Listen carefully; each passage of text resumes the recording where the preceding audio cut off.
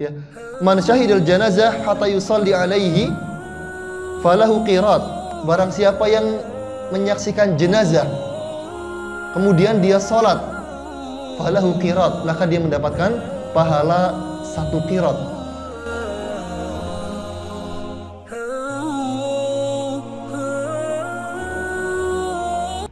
Assalamualaikum warahmatullahi wabarakatuh. Alhamdulillahirrahmanirrahim. Hamdan katsiran tayyiban barakan fih kama yuhibbu rabbuna wa yarda. Asyhadu an la ilaha illallah la syarika lah wa asyhadu anna Muhammadan abduhu wa rasuluhu la nabiyya ba'da. Allahumma shalli wa sallim wa barik ala nabiyyina Muhammad wa ala alihi wa sahbihi wa man tabi'ahum ila yaumil qiyamah. Alhamdulillah, Bapak-bapak, ibu-ibu, hadirin dan hadirat yang terhormati, kembali kita memuji kepada Allah Ta'ala atas limpahan, atas banyaknya limpahan nikmat yang Allah berikan kepada kita. Allah Ta'ala begitu baiknya kepada kita. Allah Ta'ala senantiasa memberikan kepada kita yang kita minta dan tidak kita minta. Kita tidak meminta kepada Allah Ta'ala pada tadi malam, kita tidak meminta kepada Allah Ta'ala agar dikembalikan kepada kita penglihatan kita. Kita tidak meminta kepada Allah Ta'ala agar dikembalikan kepada kita pendengaran kita. Namun Allah Ta'ala memberikan kepada kita semuanya nikmat sehat ini sehingga kita bisa berkumpul di tempat yang mulia ini. Salat serta salam tidak lupa kita curahkan kepada suri tauladan kita Nabi Muhammad SAW, keluarga beliau, sahabat-sahabat beliau, serta orang-orang yang mengikuti beliau sampai hari kiamat. Jamaah yang terhormati, pada pertemuan lalu kita sudah membahas tentang masalah memandikan jenazah dan mengkafani jenazah. Maka pada pertemuan saat ini insyaallah akan kita lanjutkan ke pembahasan selanjutnya mengenai jenazah, yaitu tentang fikih menyolati jenazah. Maka di antara rahmat Allah Ta'ala kepada kaum mukminin, kepada orang beriman, bahwasanya Allah Ta'ala memberikan ampunan. Allah Ta'ala menjadikan banyak sebab untuk seorang muslim mendapatkan ampunan. Ketika seseorang masih hidup, ketika seorang muslim masih hidup, maka banyak cara Allah Ta'ala untuk mengampuni seorang mukmin, baik dengan amal salih atau dengan musibah yang menimpa seorang muslim. Maka ini semuanya menjadi sebab Allah Ta'ala mengampuni dosa-dosa seorang muslim. Maka dalam sebuah hadis Nabi kita mengatakan, man tawaddo'a fa ahsanal wudu. Barang siapa yang berwudu kemudian dia memperbagus wudunya, kharajat lil khotoya min jasadihi. Kata Nabi, orang yang berwudu dan memperbaiki wudunya, dia perbagus wudunya, dia tidak buru-buru dalam berwudu, dia sempurnakan wudunya, maka kata Nabi, kharajatil khotoya min jasadihi, maka dosa-dosanya, kesalahan-kesalahannya ini akan keluar dari jasadnya. Hatta kharajat min tahti adfarihi, bahkan kata Nabi, bahkan sampai keluar dari sela-sela kuku jarinya. Ini maka Allah Ta'ala mengampuni seorang muslim dengan amal salih. Dalam hadis yang lainnya Nabi kita mengatakan, siyamu yaumi arafah ahtasibu 'ala Allah an yukaffira sanatal lati qablahu wa ba'dah, wa siyamu asyura ahtasibu 'ala Allah an yukaffira sanatal lati qablah, atau kama qala. Nabi kita mengatakan, puasa hari Arafah saya berharap kepada Allah Ta'ala agar mengampuni dosa-dosa setahun sebelumnya dan 1 tahun setelahnya.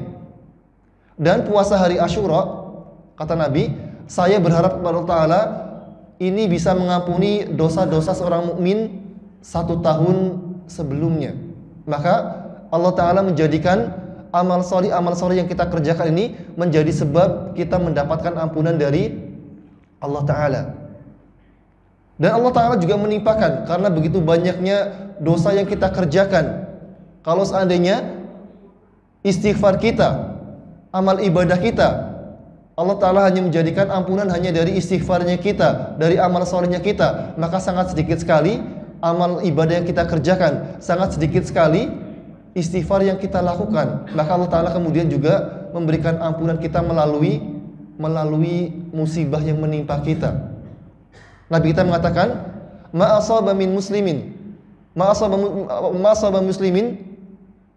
min hammin wala wasabin wala nasabin wala ghammin wala syaukatan tusyakuha illa yukafirullahu biha khotoyahu.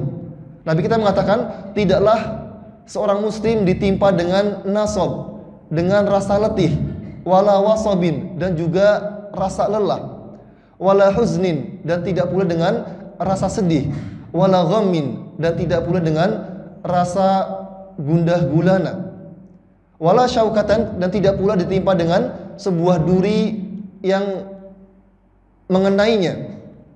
Maka kata Nabi, illa yukafira khotoya. Kata Nabi, tidak lain semuanya ini akan mengampuni dosa-dosa seorang mukmin. Jadi ketika kita merasa sedih, ketika kita merasa galau, ketika kita cemas dengan kondisi kita merasa letih bekerja untuk menghidupi keluarga kita, maka semuanya ini adalah jalan ampunan dari Allah untuk dosa-dosa kita. Dan ini Allah berikan ketika seorang mukmin dalam kondisi hidup. Maka Allah Ta'ala tidak terhenti mengampuni seorang mukmin dari dosa-dosanya ini ketika dia hidup saja. Bahkan Allah Ta'ala menjadikan sebab seorang mukmin bisa diampuni dosanya dengan setelah wafatnya, yaitu dengan disyariatkannya sholat jenazah. Jadi sholat jenazah ini adalah salah satu sebab seorang mukmin mendapatkan ampunan dari Allah Ta'ala. Ya. Nabi kita mengatakan, ma min mayyitin yusalli alaihi ummatun minal muslimin yablughuna mi'ata kulluhum yashfa'una lahu illa syufi'u fihi. Nabi kita mengatakan, tidaklah seorang muslim dia disolati oleh 100 orang mukmin yang mereka semuanya mendoakan, semuanya memintakan ampunan untuk orang tersebut, untuk jenazah tersebut, kecuali Allah Ta'ala akan memberikan syafaat kepada sang jenazah. Jadi sebab seseorang mendapatkan ampunan setelah wafatnya adalah dengan cara disolatkan oleh 100 jamaah. Ini salah satu sebab Allah mengampuni dosa-dosa seorang mukmin. Kemudian dalam hadis yang lainnya Nabi kita mengatakan, ma min rajulin muslimin yamutu fayaqumu ala janazatihi arba'una rajulan la yusyrikuna billahi syai'an illa syafahumullahu fihi. Tidaklah seorang muslim yang dia wafat kemudian disolati oleh 40 orang yang tidak menyekutukan Allah Ta'ala dan mereka memintakan ampun untuknya, kecuali Allah Ta'ala akan memberikan ampunan kepada sang jenazah. Maka Allah memberikan ampunan. Ya, kenapa ada perbedaan seperti ini? Hadis pertama mengatakan 100 orang, hadis kedua mengatakan 40 orang. Ya, karena kata para sahabat, kata para ulama kita mengatakan bahwasanya karena hadis ini adalah jawaban dari pertanyaan para sahabat. Ada sahabat yang disolati oleh Nabi, ada sahabat yang disolati oleh 100 orang. Maka sahabat ini bertanya, ya Rasulullah, kalau ada jenazah disolati oleh 100 orang, apakah Allah Ta'ala memberikan syafaat kepada jenazah ini? Maka Nabi kita mengatakan, tidaklah seorang mukmin yang meninggal kemudian disolati oleh 100 orang dan semuanya orang ini memintakan ampunan, memintakan syafaat bagi jenazah ini, kecuali Allah Ta'ala akan memberikan syafaat melalui 100 orang ini. Kemudian dalam kesempatan yang lainnya, karena jumlahnya tidak sebanyak 100 orang, maka sahabat bertanya lagi, ada seorang jenazah yang disolatkan sebanyak 40 orang, apakah ini juga mendapatkan syafaat oleh Rasulullah? Maka Nabi mengatakan bahwasanya tidaklah seorang muslim yang dia meninggal dan disolatkan oleh 40 orang yang tidak menyekutukan Allah Ta'ala, maka Allah Ta'ala akan memberi syafaat kepada orang ini, akan memberikan ampunan kepada jenazah ini. Ya, jadi riwayatnya ada banyak. Bahkan ya, suatu ketika bahkan ada seorang sahabat yang bernama Mut'im. Sahabat Mut'im, beliau hanya disolati oleh 16 orang saja. Maka Nabi mengatakan ya bahwasanya ma min mu'minin yamutu fayusalli alaihi ummatun minal muslimin balahu an yakunu thalathata sufuf illa ghufira lah. Tidaklah seorang mukmin yang disolati oleh 3 sof, ya, kecuali Allah Ta'ala akan mengampuni orang tersebut. Jadi ketika jumlahnya tidak sampai mencapai 40 orang, jumlahnya hanya belasan orang saja, atau bahkan jumlahnya hanya 3 dengan imamnya, imam 2 makmum, maka jadikan dengan 3 baris. Karena Nabi mengatakan bahwasanya jenazah yang disolati oleh 3 sof, 3 baris, maka orang ini akan mendapatkan ampunan dari Allah Ta'ala. Bahkan dalam hadis yang lainnya Nabi menyebutkan bahwasanya tidaklah seorang jenazah disolatkan oleh 4 orang tetangga dekatnya, wa yashhaduna lahu bil khair illa ghufira lah. Kata Nabi, tidaklah seorang jenazah yang disolati oleh 4 orang tetangganya yang dekat, kemudian ya, empat tetangga ini menyaksikan kebaikan bahwasanya ini jenazahnya adalah orang baik, kecuali Allah Ta'ala akan memberikan ampunan bagi jenazah tersebut. Nah kemudian sahabat Umar bertanya, kalau seandainya 3 wahai Rasulullah, kalau ada 3 tetangga mendoakan kebaikan, ikut sholat berjenazah kepada jenazah tersebut, apakah diampuni? Maka Nabi mengatakan au thalatha, atau 3 tetangga. Maka Umar bertanya lagi, kalau 2 bagaimana Rasulullah? Apakah kalau 2 tetangganya mendoakan dan bersaksi bahwasanya yang meninggal adalah orang baik, apakah Allah Ta'ala akan memberikannya ampunan? Maka Nabi kita mengatakan au itsnain, bahkan 2 orang. Ya, maka ini diantara bentuk rahmat Allah kepada orang mukmin. Allah Ta'ala sampai membuat seperti ini, menjadikan ampunan bagi seorang jenazah. Karena jenazah ini orang yang sudah meninggal, maka dia tidak bisa beribadah lagi, dia tidak bisa mendapatkan ampunan dari amalannya, dia tidak bisa mendapatkan ampunan dari musibah yang menimpanya karena sudah meninggal. Namun Allah Ta'ala di antara bentuk rahmat Allah kepada seorang mukmin, Allah Ta'ala jadikan pintu-pintu kebaikan, pintu-pintu ampunan melalui doa-doa kaum muslimin bagi jenazah ini. Ini di antara bentuk rahmat Allah kepada orang beriman. Kemudian yang mengenai ini adalah bentuk rahmat Allah kepada orang beriman. Kemudian mengenai hukum salat jenazah, maka salat jenazah ini hukumnya adalah fardu kifayah. Jika seorang mukmin sudah mengerjakannya, sebagian kaum muslimin mengerjakannya, maka gugur kewajiban dari orang lain. Ya, karena sebagaimana kejadian ketika Raja Najasyi, ya, Raja Najasyi meninggal karena dia meninggal di negara kafir. Tidak ada yang beriman di Habasyah, ya, di negeri Habasyah ini tidak ada yang beriman. Yang beriman hanya Raja Najasyi saja. Semuanya penduduk negara Habasyah semuanya kafir.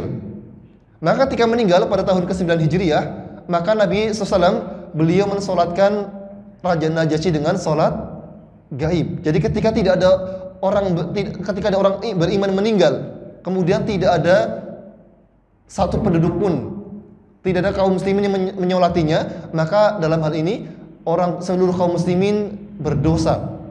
Namun ketika ada sebagian kaum muslimin yang melaksanakan sholat jenazah, menyolati sebuah jenazah, maka ketika itu kaum muslimin yang lainnya gugur darinya kewajiban melaksanakan sholat jenazah. Sebagaimana dalilnya bahwasanya suatu ketika Nabi SAW didatangkan kepada beliau jenazah seorang laki-laki, seorang sahabat. Maka kemudian Nabi SAW beliau sholat untuk jenazah tersebut. Kemudian didatangkan jenazah kedua. Nabi bertanya, apakah jenazah ini, apakah mayit ini dia memiliki hutang? Maka para sahabat mengatakan dia tidak memiliki hutang. Maka Nabi SAW beliau menyolati jenazah tersebut. Kemudian didatangkan jenazah ketiga. Nabi bertanya lagi, apakah jenazah ini dia memiliki hutang? Maka kemudian para sahabat mengatakan dia memiliki hutang 2 dinar ya Rasulullah. dia memiliki hutang sebanyak 2 dinar. 2 dinar ini, 1 dinarnya 4 gram emas seperempat. Jadi 1 dinar ini setara sekitar berapa juta? Berarti kalau 4 gram. Nah, 4 juta lah ya. 4 juta sekarang emas sekitar 800.000. Berarti sekitar 4 jutaan. Berarti kalau 2 dinar 8 juta. Maka kemudian Nabi tidak mau mensolati jenazah ini. Maka Nabi mengatakan shollu ala ikhwanikum. Nabi tidak mau ketika didatangkan jenazah yang pertama, Nabi sholat, datangkan jenazah yang kedua, tidak punya hutang, Nabi melakukan sholat. Kemudian ketika didatangkan jenazah yang ketiga, karena punya hutang, Nabi mengatakan kepada para sahabat, shollu ala sahibikum. Sholatlah kalian kepada jenazah sahabat kalian. Kemudian ada salah satu sahabat yang mengatakan, ya Rasulullah, dainahu alayya. Ada seorang sahabat mengatakan, ya Rasulullah, saya siap menanggung hutang sahabat ini. Maka setelah itu Nabi SAW, beliau baru mau menyolati jenazah ini. Maka ini menunjukkan bahwasanya ketika Nabi tidak mau mensolat jenazah orang yang punya hutang, ya, maka kemudian ini menunjukkan, dan Nabi memberitakan kepada para sahabat untuk melaksanakan sholat jenazah. Maka ini menunjukkan bahwasanya sholat jenazah ini hukumnya adalah fardu kifayah. Juga suatu ketika ada salah seorang sahabat yang meninggal karena bunuh diri.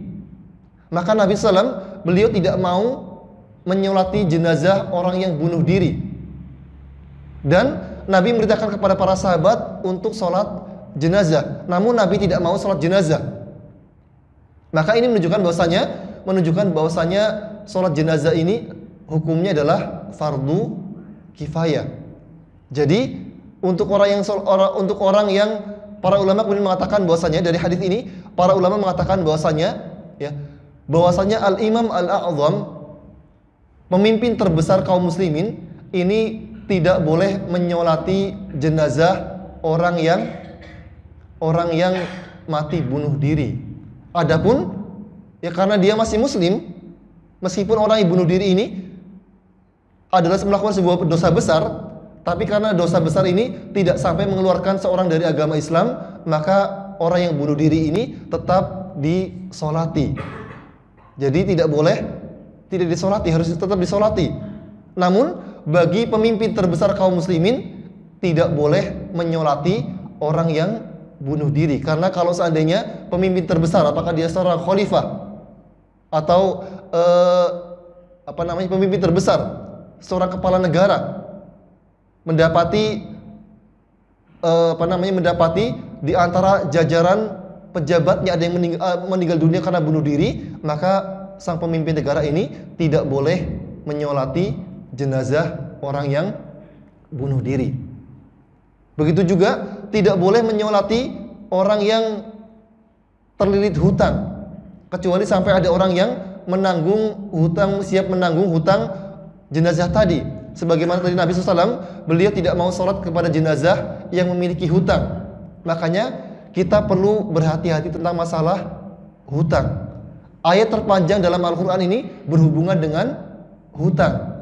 Hutang, kalau kita punya hutang, maka kalau bisa tulis, catat. Saya pernah berhutang kepada fulan sekian. Jatuh temponya adalah tanggal sekian. Jangan menyepelekan masalah hutang. Jangan menyepelekan masalah memakan harta yang tidak baik. Karena jamaah yang mati, dalam kitab Tarikhul Baghdad karya Imam Khatib Al-Baghdadi, beliau menyebutkan kisah tentang, dalam kitab Tarikhul Baghdadi beliau menyebutkan kisah tentang seorang menteri yang durjana, tentang kisah penduduk Baghdad dan kisah seorang menteri yang durjana bernama Hajjaj bin Yusuf. Hajjaj bin Yusuf ini adalah seorang menteri dari kalangan Bani Umayyah, dari daulah Bani Umayyah. Bahwasanya dikatakan Hajjaj bin Yusuf ini punya hobi, beliau membunuh dan menumpahkan darah kaum muslimin. Bahkan banyak sahabat Nabi yang dibunuh oleh Hajjaj bin Yusuf ketika tidak sesuai dengan pemikirannya dia, tidak sesuai dengan pendapatnya dia, maka orang ini akan dibunuh oleh Hajjaj bin Yusuf. Maka Hajjaj bin Yusuf punya cita-cita, punya keinginan untuk menguasai negeri Irak. Dan di negeri Irak ini ada banyak kota, ada kota Basrah, ada Kufah, ada Baghdad. Maka ketika menguasai Baghdad, Hajjaj bin Yusuf dia mengangkat beberapa gubernur. Ketika itu kota Baghdad dihuni oleh orang-orang yang solih. Maka kemudian setiap gubernur yang diangkat oleh Hajjaj bin Yusuf usianya tidak pernah panjang. Baru 1 minggu menjabat, meninggal dunia. Maka diangkat gubernur kedua. Gubernur kedua baru diangkat 1 minggu, meninggal dunia. Diangkat gubernur ketiga. Baru seminggu diangkat, meninggal dunia. Akhirnya diangkatlah gubernur keempat. Namun gubernur keempat mengatakan, wahai Tuan Menteri, saya tidak mau menjadi gubernur Baghdad karena saya tidak ingin seperti pendahulu-pendahulu saya. Mereka berusia pendek, baru 1 pekan menjabat, meninggal dunia. Maka akhirnya Hajjaj bin Yusuf menyelidiki ada apa gerangan. Setiap beliau mengangkat gubernur baru, gubernurnya meninggal dunia dalam waktu 1 minggu. Akhirnya kemudian diteliti, setelah diteliti ternyata mendapati bahwasannya penduduk Baghdad adalah orang-orang yang solih, orang-orang yang mustajab doanya. Akhirnya kemudian Hajjaj bin Yusuf membuat sebuah makar. Beliau katakan kepada penduduk Baghdad, beliau perintahkan agar orang-orang Baghdad mengumpulkan telur. Dia katakan, wahai penduduk Baghdad, saya sedang membutuhkan telur. Maka saya minta agar kalian setiap rumah mengirimkan telur ke balai kota. Orang yang tidak mau mengumpulkan telur, maka akan saya hukum dengan hukuman seberat-beratnya hukuman. Akhirnya penduduk Baghdad semuanya mengumpulkan telur, di absen. Ya, Mas Hardo ngumpulin telur atau enggak? Nah, ini Mas Hardo ngumpulin telur. Mas Alif ngumpulin telur atau enggak? Ngumpulin telur. Mas Eka ngumpulin telur atau enggak? Semuanya di absen. Ya, setelah semua penduduk Baghdad mengumpulkan telur, kemudian Hajjaj bin Yusuf pada hari berikutnya mengatakan, wahai penduduk Baghdad, saya berubah pikiran. Saya enggak butuh telur kalian. Maka sekarang ambil kembali telur kalian. Ya, karena yang tidak mengambil telurnya kembali, maka akan saya hukum dengan hukuman yang berat. Akhirnya kemudian penduduk Baghdad semuanya mengambil telur mereka kembali. Karena telur ini bentuknya sama, warnanya sama, akhirnya mereka mengambil telur secara serampangan. Karena telurnya nggak dikasih nama, telurnya Hardo, telurnya Mas Alif, telurnya Mas Eka nggak dikasih nama. Akhirnya kemudian mereka mengambil telur secara serampangan, diacak. Ngambilnya Allah yang penting kita ngambil telur daripada kita dihukum dengan hukuman berat. Sebaiknya lebih baik kita ngambil telur saja. Akhirnya di antara penduduk Baghdad ada yang mengambil telur lebih besar daripada yang kumpulkan. Ada yang mengambil telur saudaranya, ada yang mengambil telur lebih kecil. Maka kemudian setelah semua telur habis, Hajjaj mengatakan kepada calon gubernur yang baru ini, dia mengatakan, saya jamin usiamu akan lebih panjang daripada para pendahulumu. Akhirnya kemudian diangkat gubernur keempat. Setelah diangkat gubernur keempat, kemudian penduduk Baghdad mereka menjalani kehidupan seperti biasa. Mereka bekerja seperti biasa, berdagang seperti biasa. Kemudian setelah diangkat gubernur keempat, mereka berdoa lagi, ya Allah, matikan gubernur yang diangkat oleh Hajjaj. Namun 1 minggu berlalu, gubernur ini masih sehat. 1 bulan berlalu, makin kuat. 2 bulan tidak terjadi apa-apa. Akhirnya kemudian penduduk Baghdad mereka bertanya-tanya, kenapa dulu kita perasaan kalau ada gubernur baru yang diangkat oleh Hajjaj dan kita tidak suka dengan gubernur ini, kita doakan langsung mati. Namun sekarang sudah 2 bulan berlalu, tidak terjadi apa-apa dengan gubernur ini. Akhirnya kemudian penduduk Baghdad mendatangi seorang ulama. Mereka bertanya, wahai imam, dahulu setiap Hajjaj mengangkat gubernur, kami doakan 1 minggu setelahnya gubernur ini mati. Tapi sekarang 2 bulan lebih kami berdoa, kenapa gubernur ini tidak mati-mati?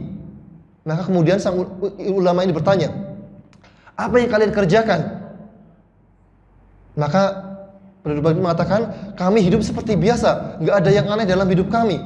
Kami mencari pencaharian seperti biasa, nggak ada yang haram. Kemudian sang ulama bertanya lagi, terus lantas apa yang Hajjaj beritakan kepada kalian? Maka kemudian mereka mengatakan bahwasanya beberapa waktu yang lalu Hajjaj memberitakan kepada kami untuk mengumpulkan telur. Setelah itu ia perintahkan kepada kami untuk kembali mengambil telur-telur kami. Maka kemudian sang ulama mengatakan, ini sebabnya.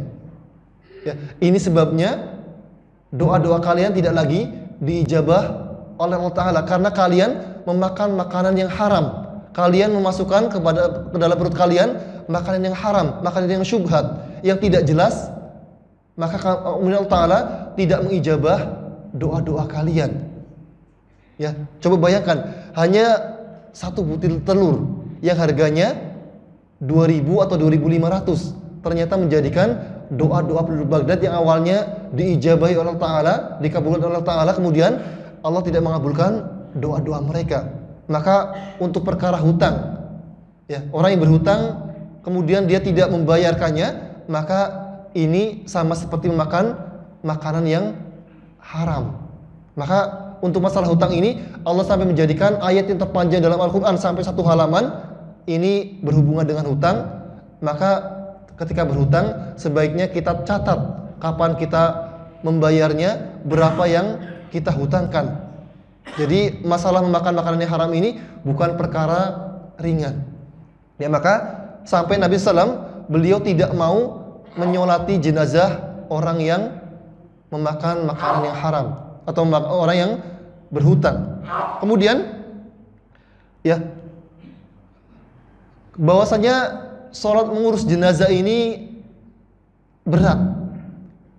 Ya, mengurus jenazah ini kadang menguras tenaga, menguras waktu. Maka kemudian ya Allah Ta'ala mengetahui bahwasanya manusia ini adalah makhluk reward, makhluk yang senang diberikan imbalan. Ya, karena manusia ini adalah makhluk yang senang diberikan imbalan. Kalau tidak diberikan imbalan, biasanya ngerjainnya ogah-ogahan, malas-malesan. Maka kemudian Allah Ta'ala memberikan balasan kepada orang-orang yang mereka mengurusi jenazah, maka mereka diberikan pahala yang besar. Nabi kita mengatakan, ya, man syahidal janazah hatta yusalli alaihi falahu qirat. Barang siapa yang menyaksikan jenazah kemudian dia salat, falahu qirat, maka dia mendapatkan pahala 1 qirat. Wa man syahida hatta tudfan kana lahu qiratan. Maka kemudian barang siapa yang menyaksikan jenazah, dia menyolatinya, kemudian dia mengiringinya dan menyaksikannya sampai dikuburkan, falahu qiratan, maka baginya 2 qirat. Maka Nabi ditanya, wa mal qiratan ya Rasulullah? Apa itu qirat wahai Rasulullah? Maka Nabi mengatakan, mithlu al-jabalaini al-azimaini, seperti gunung yang besar. Dalam riwayat yang lainnya, kamithlil Uhud, seperti gunung Uhud. Jadi orang yang menyaksikan jenazah, dia hanya menyaksikan saja, melihat jenazah kemudian dia sholat jenazah, maka orang ini mendapatkan pahala sebesar gunung Uhud. Kemudian orang yang mengantarkan jenazah, dia sholat jenazah kemudian mengantarkan sampai ke kuburan, sampai dikuburkan, maka orang ini mendapatkan pahala 2 qirat. Allah memberikan pahala yang besar bagi orang yang menyaksikan jenazah. Ya, ini diantara hadiah yang Allah berikan kepada orang yang menyaksikan jenazah. Kemudian pembahasan selanjutnya adalah mengenai membawa jenazah ke masjid. Apakah ini ada dasarnya? Ya, banyak orang membawa jenazah biar disolati oleh orang banyak, kemudian dibawa ke masjid. Apakah ini diperbolehkan? Ya, maka kemudian ada 2 pendapat di antara para ulama mengenai membawa jenazah ke masjid. Pendapat pertama mengatakan ya bahwasanya membawa jenazah ke masjid hukumnya tidak boleh, hukumnya haram. Ya, karena mereka mengatakan bahwasanya karena jenazah orang yang sudah meninggal ini maka dia menjadi najis. Maka tidak boleh memasukkan najis ke dalam masjid, maka tidak boleh membawa jenazah ke dalam masjid. Ini hanya pendapat sebagian kecil ulama. Ya, sebagian kecil ulama mereka mengatakan bahwasanya karena orang kalau sudah meninggal dia menjadi najis, maka tidak boleh dimasukkan ke dalam masjid. Adapun jumhur ulama, ya, jumhur ulama maka mereka mengatakan bahwasanya hukumnya adalah boleh membawa jenazah ke dalam masjid. Dalilnya apa? Dalilnya adalah bahwasanya pada awalnya ketika Nabi SAW beliau pertama kali hijrah ke Madinah, ya, maka Nabi SAW beliau senantiasa mengabsen para sahabat yang tidak kelihatan sholat berjamaah. Maka Nabi SAW beliau akan bertanya, si fulan kemana tidak kelihatan berjamaah? Maka jika dikatakan bahwasanya si fulan sakit, maka Nabi SAW beliau akan mengunjungi sahabat tersebut.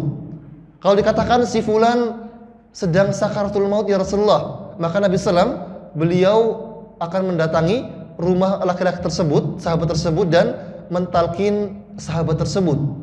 Maka jika dikatakan bahwasanya si fulan meninggal dunia, maka Nabi SAW beliau akan mengurus jenazah sahabat tersebut dan menyolati di rumah sahabat tadi. Ya, jadi ini di awal ketika Nabi hijrah ke Madinah. Namun ketika semakin banyak orang yang meninggal, sering orang meninggal, maka Nabi SAW kemudian para sahabat merasa kasihan dengan Nabi. Para sahabat mengatakan, kalau kita kabarkan kalau ada orang meninggal, kita kabarkan kepada Nabi, orangnya ada di ujung kota Madinah, meninggalnya malam hari.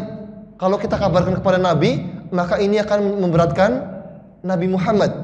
Akhirnya kemudian para sahabat, ya, ketika ada sahabat yang meninggal, para sahabat kemudian mengurusi jenazah sahabat ini, dimandikan, dikafani, kemudian setelah itu baru dibawa ke masjid untuk memudahkan Nabi dalam menyolatkan para sahabat. Kemudian bawa jenazah ini ke Masjid Nabawi, maka Nabi SAW kemudian beliau menyolatkan jenazah para sahabat. Maka ini adalah dalil tentang bolehnya memasukkan jenazah ke dalam masjid. Ketika Nabi beliau wafat, beliau disolatkan di Masjid Nabawi. Ketika sahabat Abu Bakar wafat, beliau disolatkan di Masjid Nabawi. Ketika sahabat Umar bin Khattab meninggal, beliau juga disolatkan di Masjid Nabawi. Bahkan ketika ada salah seorang sahabat yang bernama Sa'ad bin Abi Waqqas meninggal dunia, maka Aisyah radhiyallahu anha beliau mengatakan, masukkan Sa'ad bin Abi Waqqas ke masjid. Maka kemudian ada sahabat mengatakan, kami tidak mau membawa Sa'ad bin Abi Waqqas ke dalam masjid. Maka Aisyah mengatakan bahwasanya Nabi SAW beliau pernah menyolati dua sahabat, yaitu Suhail bin Da'ad di dalam masjid. Maka kemudian ini menunjukkan bahwasanya bolehnya kita membawa jenazah ke dalam masjid untuk disolati. Terutama, ya, tadi ada hadis yang kita sebutkan di awal bahwasanya Allah Ta'ala akan memberikan syafaat, Allah Ta'ala akan memberikan ampunan kepada jenazah yang disolati oleh 40 orang mukmin. Allah akan mengampuni, akan memberikan syafaat kepada jenazah yang disolati oleh 4, 2, 3 atau 4 tetangga dekatnya. Maka, ya, ini menunjukkan bahwasanya membawa jenazah ke masjid hukumnya adalah boleh.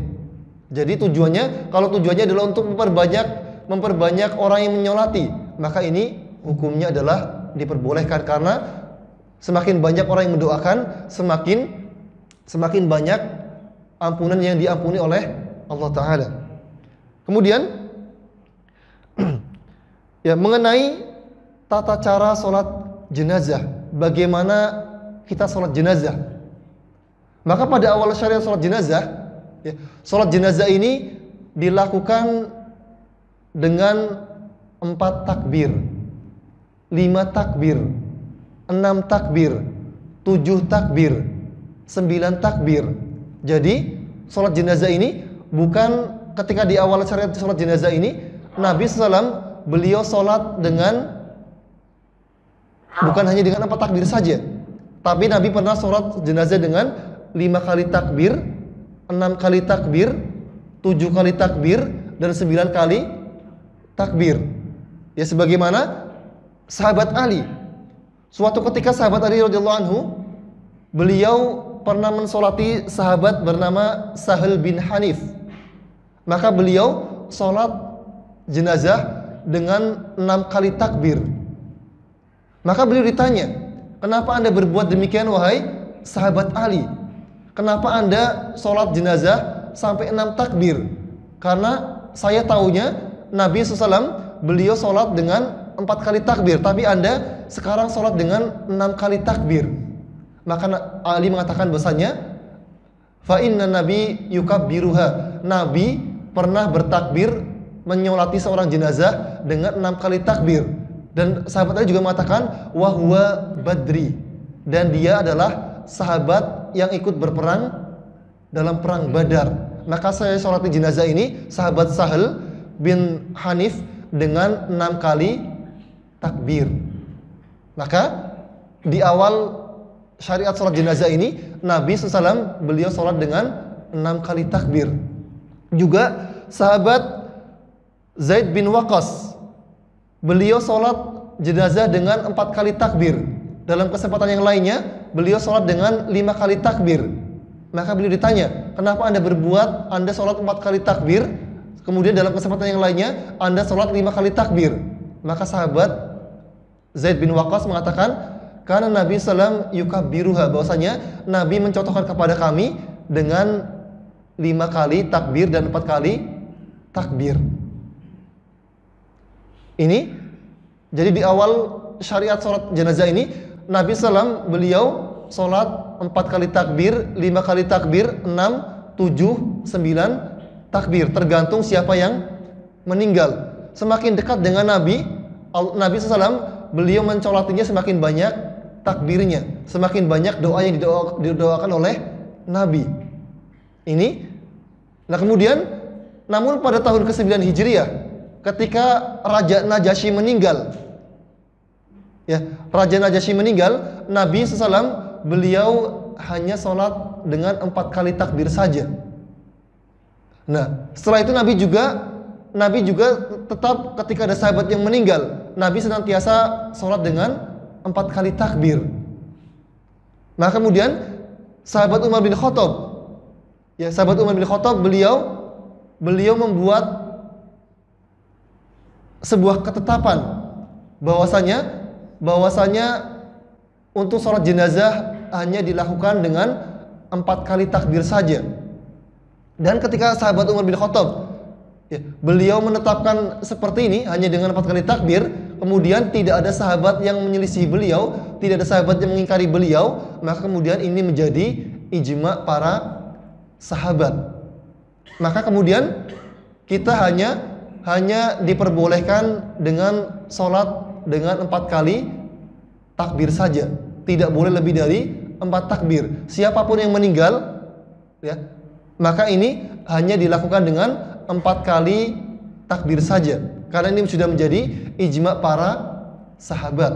Meskipun Nabi mencontohkan dengan 5 kali takbir, 6 kali takbir, namun ketika para sahabat sudah mengijmakan, ketika Umar sudah memfatwakan bahwasanya sholat jenazah ini hanya 4 kali takbir saja dan tidak ada sahabat yang menyelisih beliau, maka ini menjadi ijma, sehingga tidak boleh bagi seorang melaksanakan sholat jenazah dengan 5, 6, 7 atau 9 kali takbir.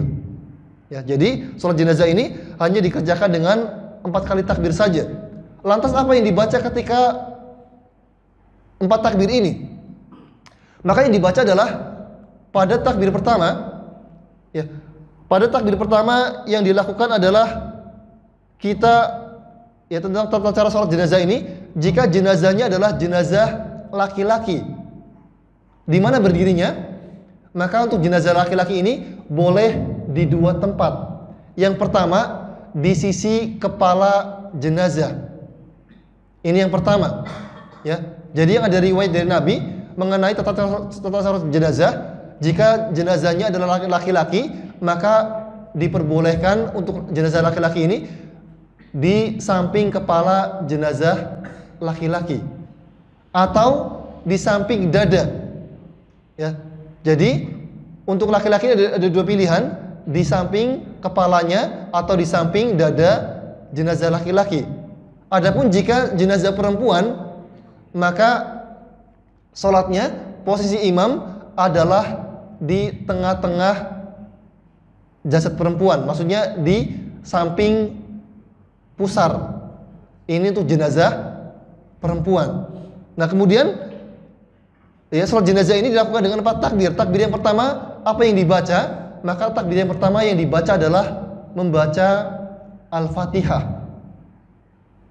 Ya, meskipun ada pendapat yang mengatakan tidak, dalam sholat jenazah ini tidak perlu membaca Al-Fatihah, namun ini adalah pendapat sedikit, pendapat yang sedikit dari kalangan para ulama. Adapun jumhur ulama, maka mereka mengatakan bahwasanya sholat jenazah ini pada rakaat pertama membaca Al-Fatihah.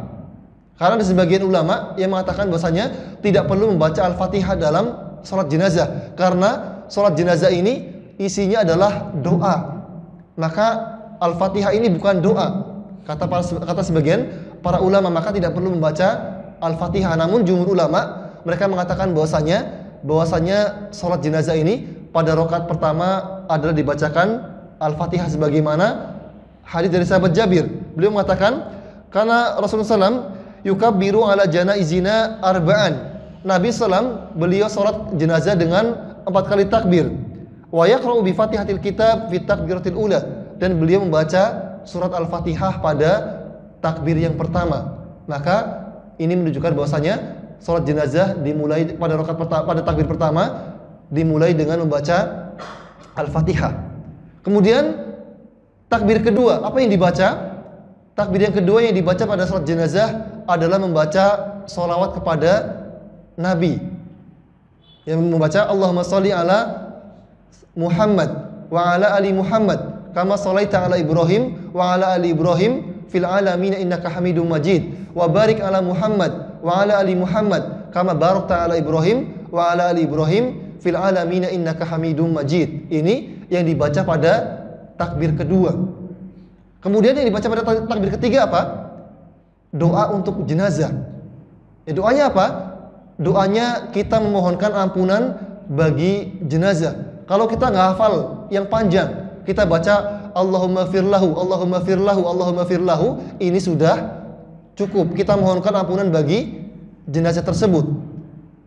Tapi kalau kita membacakan yang panjang, Allahumma firlahu warhamhu wa'afihi wa'fu anhu wa akrim nuzulahu, ya, wa wasi' madkhalahu wa adkhil waghsilhu bil ma'i wa thalji wal barad, dan seterusnya, maka ini lebih utama lagi.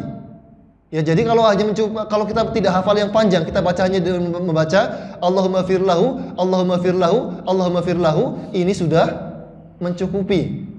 Tapi kalau kita hafal yang panjang, maka ini kita lebih baik kita baca yang panjang. Allahumma firlahu warhamhu wa afihi wa'fu anhu wa akrim nuzulahu wa wasi' madkhalahu, ya, wa waghsilhu bil ma'i wa thalji wal barad.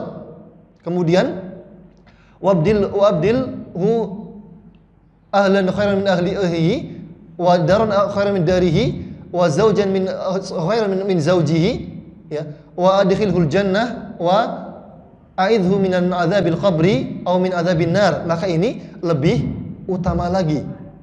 Ini lebih utama bagi orang yang menyolati jenazah. Ya, kemudian pada rakaat atau takbir keempat adalah membaca salam. Ya, membaca salam, dan di antara para ulama mengatakan, sebagian para ulama mengatakan bahwasanya sebelum salam disunahkan untuk membaca Allahumma la tahrimna ajrah wa la taftina ba'dah. Ini doa sebelum salam. Jadi takbir keempat, setelah takbir keempat Allahu Akbar, ini tidak langsung salam, tapi membaca Allahumma la tuharrimna ajrah wala taftina ba'dah. Ya Allah, jangan Engkau haramkan pahalanya bagi kami, dan jangan Engkau fitnah kami, jangan Engkau sesatkan kami setelah wafatnya orang ini. Ini diantara tata cara sholat jenazah. Ya, kita lanjutkan sedikit, ya, mengenai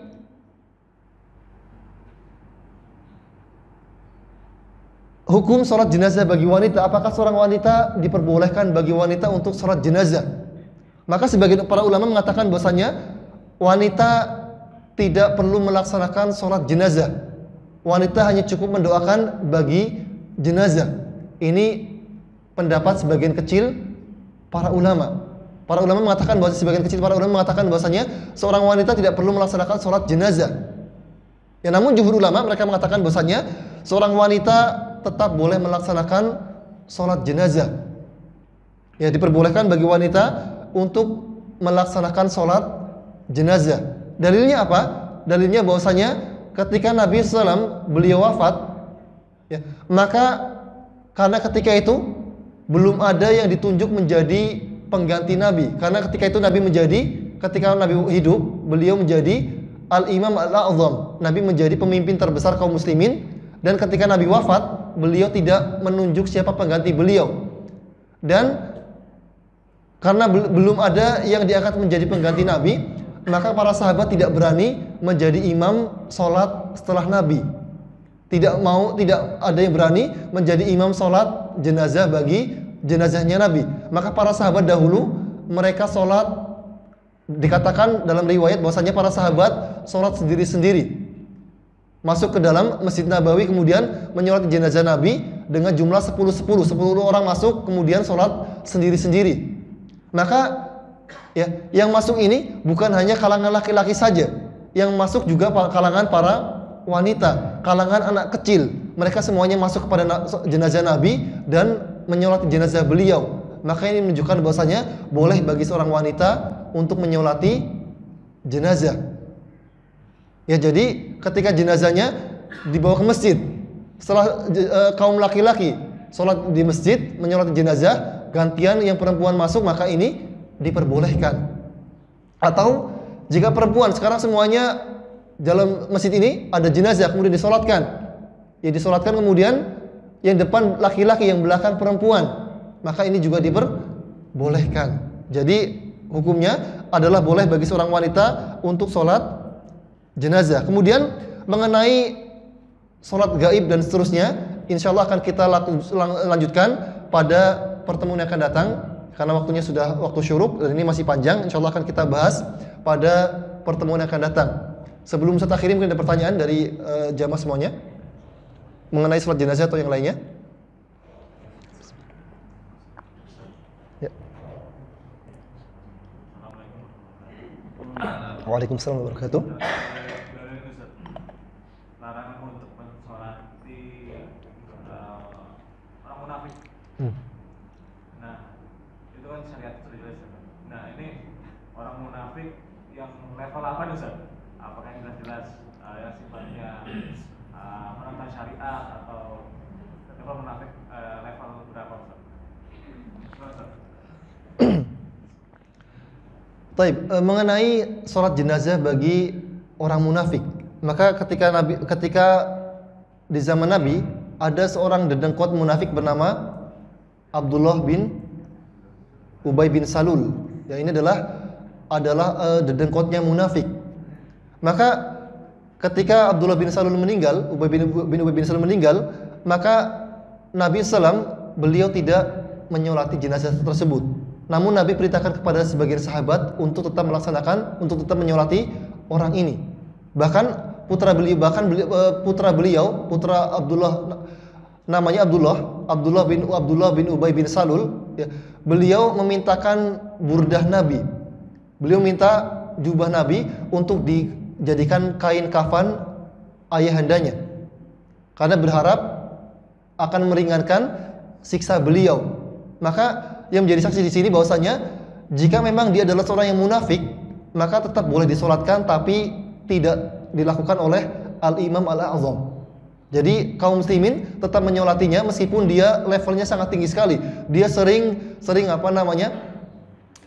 menjelekkan agama Islam, sering menyakiti kaum muslimin.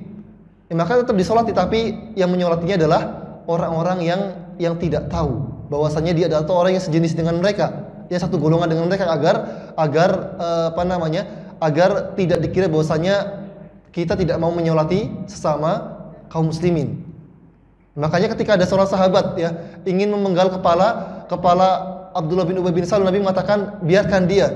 Saya khawatir nanti ada orang mengatakan Nabi membunuh para sahabatnya. Nabi tidak mau menyolati para sahabatnya. Maka di sini orang munafik tetap disolati, namun tidak layaknya seorang yang dia memiliki tokoh yang tinggi dalam agama Islam, dia menyolati jenazah tersebut. Karena kalau seorang tokoh, seorang ulama besar, dia menyolati orang munafik, maka menunjukkan dikhawatirkan nanti orang-orang akan mengatakan bahwasanya diperbolehkan untuk mengolok-olok agama Islam. Ya, wallahu a'lam bishawab. Ada pertanyaan lagi? Berarti sudah jelas insyaallah ya. Kalau sudah jelas maka kita cukupkan sekian, kita tutup dengan doa kafaratul majlis. Subhanakallahumma bihamdika asyhadu an la ilaha illa anta astaghfiruka wa atubu ilaik. Assalamualaikum warahmatullahi wabarakatuh.